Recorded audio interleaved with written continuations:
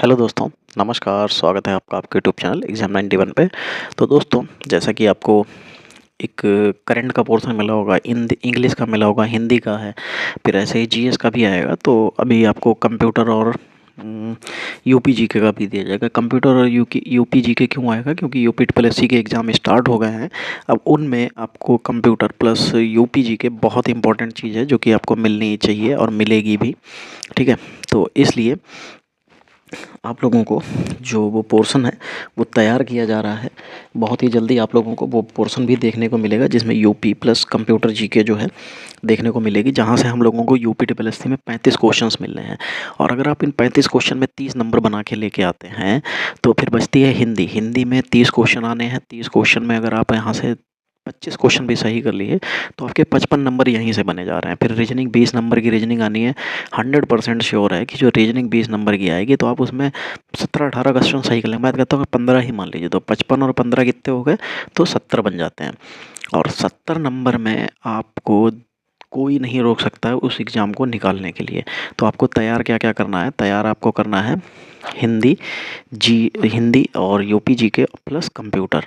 Reasoning normal है, बहुत ज़्यादा टफ नहीं आएगी, आप आराम से कर सकते हैं। चलिए तो क्लास स्टार्ट करेंगे। यहाँ पे देखेंगे दिए गए विकल्पों में से जो अवनि का विरोधार्थी यानी कि विलोम शब्द बताना है। तो अवनि का विलोम शब्द होता क्या है? अवनि का मतलब होता है धरती। ठीक है, ये पृथ्वी कह सकते हैं। और अगर उसका पर्यायवाची इस तरीके से देखेंगे तो क्या बन जाएगा? अमन, चक्षु, अग्नि और अंबर। तो अंबर बन जाएगा। ठीक है, विलोम पूछा था ना, विलोम, तो बिल्कुल यहाँ पे विलोम मतलब उल्टा होता है। चलो, उत्थान का विलोम शब्द बताना है। यहाँ पे क्या हो जाएगा? तो उत्थान मतलब होता है बनना। ठीक है, तो प्रस्थान जाना होता है, पतन उखड़ना होता है। तो उत्थान का विलोम यानी कि पतन उखड़ना हो जाएगा। बिल्कुल सही हो जाएगा। प्रस्थान का आगमन होता है। और जो विस्थापन लिखा हुआ है इसका मतलब क्या होता है? संस्थापन हो जाता है। चलिए भाई, 63 नंबर देखेंगे क्या हो जाएगा? अपने जीवन पर स्वयं लिखी कथा, वाक्यांश के लिए एक शब्द। अब ये बताइए, जब कोई अपने जीवन पे जो कहानी होती है उसको लिखता है तो उसको क्या कहते हैं? उसको आत्मकथा कहते हैं ना। तो बस अपनी कथा को लिखना यानी कि आत्मकथा कहलाता है। और यही ऑप्शन सही भी हो जाएगा यहाँ पे। इससे ज़्यादा और आपको इसमें कुछ भी पढ़ने या जानने की ज़रूरत नहीं थी। चलिए फिर 64 नंबर, आकाश का पर्यायवाची शब्द नहीं है, ये पूछा जा रहा है। आकाश का गगन, अंबर, व्योम, नभ, ये जितने भी मैंने बताए ये सब क्या होते हैं? बिल्कुल। और अगर आप इसको भी देख लें, अवनि, अवनि का मतलब क्या होता है? पृथ्वी होता है।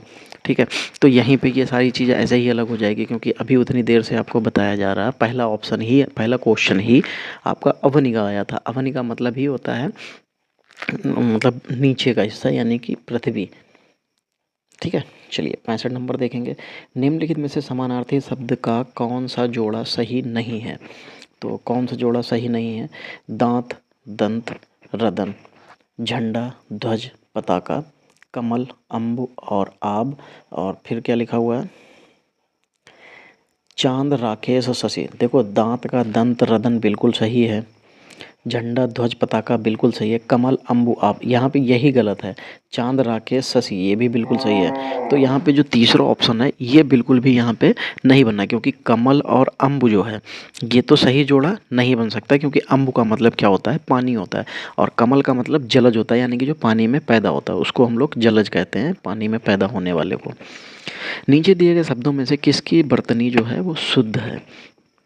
चलो भाई देखो, द्वारका लिखा हुआ है, पूज्यानीय निया लिखा हुआ है, अंतर ध्यान लिखा हुआ है, ध्यान लिखा हुआ है, अहिलिया लिखा हुआ है। बहुत कुछ गलत लिखा हुआ है इनमें। अगर हम लोग द्वारका की बात करें तो बिल्कुल सही लिखा हुआ है। यहाँ पे बर्तनी शुद्ध पूजी थी। जो पूज्यानीय लिखा हुआ है इसका मतलब कैसे लिखा जाता है? ये पूजनीय लिखा जाता है। क्या लिखा जाता है? पूजनीय। ठीक, ये पूजनीय होता है। अंतर ध्यान ऐसे नहीं लिखा जाता है, अंतर धान होता है। ठीक, फिर अहिल्या लिखा हो, अहिल्या नहीं होता, अहिल्या होता है। ठीक है, चलिए आगे बढ़ेंगे। अक्ल का दुश्मन मुहावरे का अर्थ जो है, अक्ल का दुश्मन मुहावरे का इसका अर्थ क्या बन जाएगा? तो मित्र, महापंडित, महामूर्ख और शत्रु। तो बिल्कुल अक्ल का दुश्मन यानी कि जब भी कोई अच्छा काम करने की बात आए तो उसको समझ में ही नहीं आए, कुछ भी कर लो, क्योंकि वो अक्ल का दुश्मन यानी कि महामूर्ख है। फिर 68 नंबर देखेंगे भाई, 68 नंबर में क्या हो जाएगा, क्या लिखा हुआ है, कान का कच्चा होना। कान का कच्चा होने का मतलब ये नहीं होता है कि उसको सुनाई नहीं दे रहा, सुनाई सब दे रहा होता है, ठीक है। तो बहरा होना नहीं, सुनी सुनाई बातों पर विश्वास करना, सभी पर विश्वास करना, कम सुनाई देना, बिल्कुल। कान का जो कच्चा होता है वो सुनी सुनाई बातों पर विश्वास कर लेता है, कि मतलब आप जाइए उसके पास कुछ भी कह दीजिए, अरे भाई तुम्हारे लिए तो इसने ये कहा था, मान लेगा वो, ठीक है, क्या है वो मान लेगा। तो कान के कच्चे इंसान का मतलब है कि वो दूसरों की बातों पे यकीन कर लेता है, ऐसे समझ सकते हैं आप। चलिए 69 नंबर देखेंगे क्या लिखा हुआ है। खाली जगह है, दो खाली जगह है, इनमें हमको बताना है कि क्या क्या सही होगा, ठीक है। मतलब इनमें खाली जगह जो भरी है तो इसमें बताना है क्या क्या भरना है। सोता है खोता है, मतलब जो सोता है वो खोता है, ये कहावत आपने कहीं ना कहीं सुनी ज़रूर होगी। आपने अपने पूर्वज यानी कि नानी नाना दादी दादा इनसे कहीं न कहीं सुनी होगी कि जो खोता है, जो सोता है वो खोता है। तो यहाँ पे जो सोता है वही खोता है, बिल्कुल सही हो जाएगा। वही भी लिख लीजिए या वो खोता है, ये भी सही हो जाएगा। 70 नंबर, रिक्त स्थान भरना है। भारत विश्व की उन प्रथम सभ्यताओं में से है जहाँ सिक्कों का शुरू हुआ था, क्या विकार, प्रचलन, परिवर्तन या उलटफेर।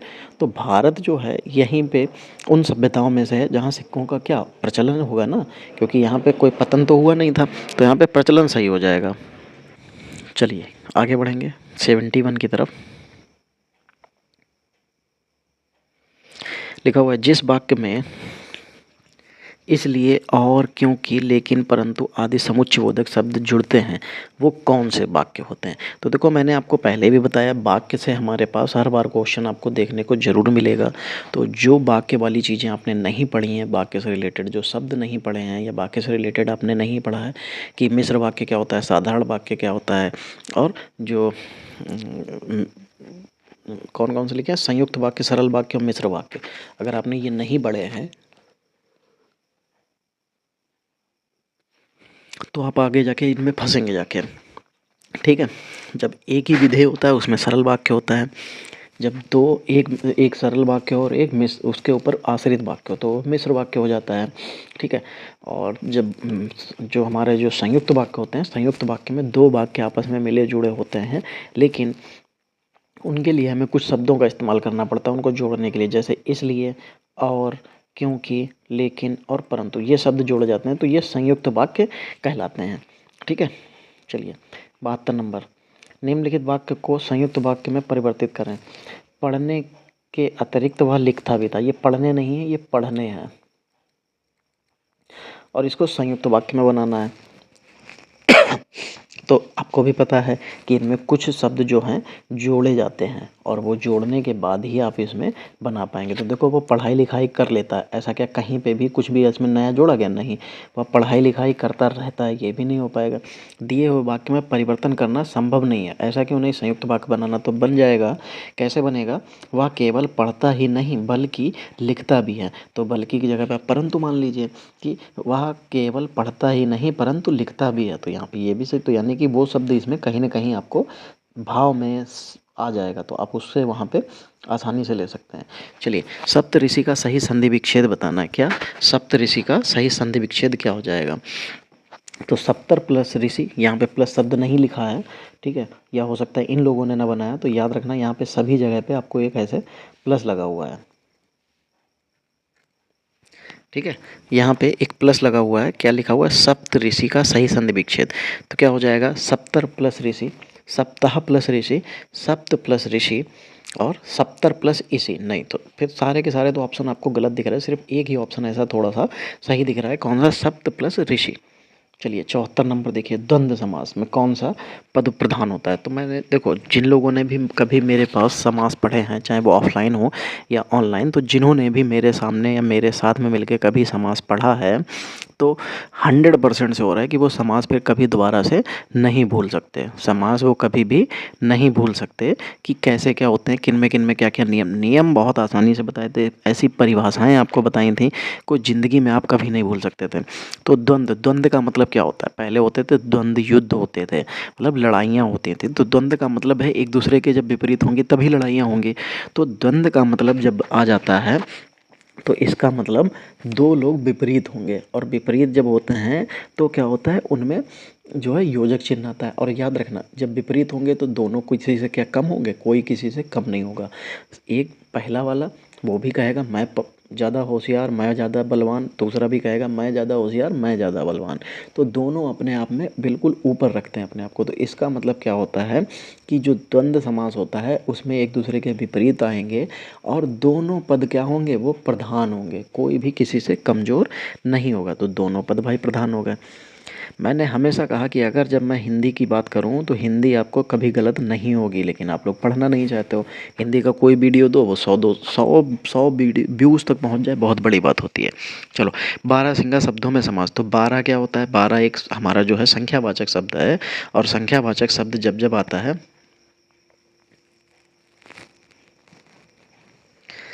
लेकिन यहाँ पे बारहसिंघा का याद रखना, हमारे पास कुछ अपवाद भी होते हैं जो हमारे उस समास में न जाके दूसरे समास में जाते हैं। जैसे बहुब्रीहि समास, यहाँ पे आपको द्विगु समास कहीं पे दिखाई नहीं दे रहा। अगर द्विगु नहीं दिखाई दे रहा तो इसका मतलब ये बहुब्रीहि होगा। बहुब्रीहि कैसे होगा, 12 सींग वाला कोई जानवर, यानी कि कोई एक विशेष जानवर होगा जिसके बारे में ये कहा जा रहा था, वो मतलब तीसरे की तरफ चला जाएगा। ठीक, जैसे अनहोनी। अनहोनी में आपको कहीं भी नहीं समझ में आएगा कि यार ये क्या है। तो अनहोनी नास, मतलब जब इस तरीके के समास आते हैं तो हमें लगता है ये नड समास होगा, नहीं, लेकिन इसमें बहुब्रीहि समास होता है। कैसे, ना होने वाली घटना, ऐसी कोई घटना जो नहीं हो रही है। ठीक, कोई विशेष घटना की बात। चौलड़ी यानी कि 4 लड़ियां हैं जिसमें, मतलब अर्थात माला कह सकते हैं। मृगेंद्र यानी कि मृगों, यानी कि पशुओं के इंद्र जो हैं वो कौन है, पशुओं के इंद्र यानी कि सिंह। ठीक, तो इस तरीके से आप यहाँ से निकाल सकते हैं। चलिए फिर आगे बढ़ेंगे, 76 नंबर देखेंगे क्या हो जाएगा। लिखा हुआ कितनी करुणा कितने संदेश। इसमें कौन सा अलंकार है, कितनी करुणा कितने जो क्या संदेश। तो इसमें क्या हो जाएगा, कौन सा अलंकार हो जाएगा। तो देखो, हमने आपको ये भी पढ़ाया था कि जब भी कभी कोई भी वर्ण अगर बार बार आता है तो वहाँ पे क्या होता है, प्रास अलंकार होता है। जैसे तरन तनुजा तट तमाल तरवर बहुछा है, तो इसका मतलब ता बहुत बार आया। ऐसे ही इसमें कितनी करुणा कितने संदेश, तो देखो का 3 बार आया, मतलब इसमें तो अनुप्रास अलंकार हो जाएगा। देखो फिर क्या लिखा हुआ 77 नंबर, चूड़ियाँ अच्छी थीं, कौन सी क्रिया है, मतलब चूड़ियाँ अच्छी थीं, इसमें कौन सी क्रिया है, योजक क्रिया है, अधिकार घोतक क्रिया है, या औचित्य बोधक क्रिया है, या अप्रत्यक्ष क्रिया। नहीं, यहाँ से तो ये पीछे वाली तो सारी की सारी गलत मिल रही है, कोई मतलब नहीं है इसमें। तो योजक क्रिया ही आपको यहाँ पे दिखाई दे रही है, जो बिल्कुल सही भी हो जाएगी। क्या हो जाएगी, योजक क्रिया। तो जो चूड़ी अच्छी थी इसमें योजक क्रिया हो जाएगी। चलिए आगे पैराग्राफ है, एक गद्यांश है, इसको पढ़ते हैं और इसके रिलेटेड जो आंसर होंगे उनको हम लोग देते हैं।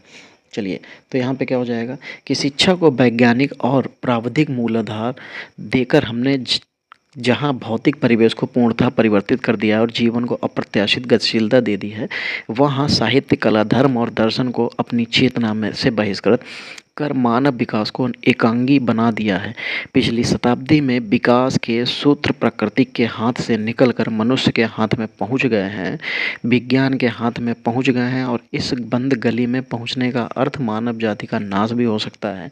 इसलिए नैतिक और आत्मीय मूल्यों को साथ साथ विकसित करने की आवश्यकता है, जिससे विज्ञान हमारे लिए भस्मासुर का हाथ ना बन जाए। व्यक्ति की क्षुद्रता यदि राष्ट्र की क्षुद्रता बन जाती है तो विज्ञान भस्मासुर बन जाता है। इस सत्य को प्रत्येक क्षण सामने रखकर ही अणु विस्फोट को मानव प्रेम और लोकहित की मर्यादा दे सकेंगे। अपरिसीम भौतिक शक्तियों का स्वामी मानव समाज अपने व्यक्तित्व के प्रति आस्थावान नहीं है और प्रत्येक क्षण अपने अस्तित्व के संबंध में शंकाग्रस्त है। पैराग्राफ थोड़ा सा भाषा इसकी कठिन है, कोई दिक्कत नहीं है। आज का मानव अपने व्यक्तित्व और अस्तित्व के प्रति इसलिए शंकालु है क्योंकि वह विज्ञान की विध्वंसक शक्तियों से भयभीत है। उसका आत्मविश्वास लुप्त होता जा रहा है। मानव ईश्वर के प्रति आस्थावान नहीं है, वह सीमित भौतिक शक्तियों को स्वामी नहीं। तो पहले ही ऑप्शन यहाँ पे फिर सही दिख रहा है कि वह विज्ञान के विध्वंसक शक्तियों से भयभीत है, बिल्कुल सही बात है। हमारी विज्ञान धृत शिक्षा की सर्वाधिक महत्वपूर्ण देन है। हमारी विज्ञान धृत शिक्षा की सर्वाधिक महत्वपूर्ण देन है। जीवन का एकांगी विकास, गतिशील जीवन का प्रत्यावर्तन, जीवन की अपरिसीम भौतिक विकास, बिल्कुल सही। यहाँ पे तीसरा ऑप्शन बिल्कुल सही हो जाएगा। चलिए लास्ट क्वेश्चन है, मानव जीवन को भस्मासुर बनाने से कैसे रोका जा सकता है। प्राकृतिक जगत का पूर्ण स्वामित्व प्राप्त करके, मानव सभ्यता का विनाश करके, भौतिक जीवन मूल्यों का निर्धारण करके, नैतिक आत्मिक मूल्यों का विकसित करके, बिल्कुल नैतिक आत्मिक मूल्यों को विकसित करके ये काम किया जा सकता है। चलिए, तो ये जो हमारा जो हिंदी का जो पोर्शन था, ये यहीं पे समाप्त होता है। आपको जो है ये बिल्कुल बहुत अच्छा लगेगा कि जब ये बाकी मैंने आपसे पूछा था कि जो अभी एसएससी एमटीएस की जो वैकेंसी आई थी उसमें पेपर हो चुका है। उस पेपर में जितने भी वोकैब सेक्शन पूछा गया था, जो भी जितने भी पेपर टोटल हुए हैं उन सभी में वोकैब सेक्शन पूछा गया था। तो उसमें सिनोनियम भी थे, एंटोनियम भी थे, वन वर्ड भी थे और ईडीएम भी थे। ठीक, तो इन पोर्शंस को सभी में मेरे पास जो है जितने भी बनाए आए हुए थे वो सारे मिल चुके हैं, बनाए गए हैं छाँट छाँट के पेपर जो अभी आंसर शीट आई थी उसके हिसाब से। तो वहाँ से अगर आपको वो चाहिए, आपको लगता है कि हाँ यार वो पेपर रिसेंटली हुए तो वहाँ से कुछ फंस सकता है, तो बिल्कुल अगर आपको वो चाहिए तो मुझे बताइए, तो फिर वहाँ से जितना भी vocab का सेक्शन आया था वो आपको कंप्लीट करा दिया जाएगा। चलिए आज की क्लास यहीं तक रखेंगे, मिलेंगे अगली क्लास में, तब तक के लिए जय हिंद दोस्तों।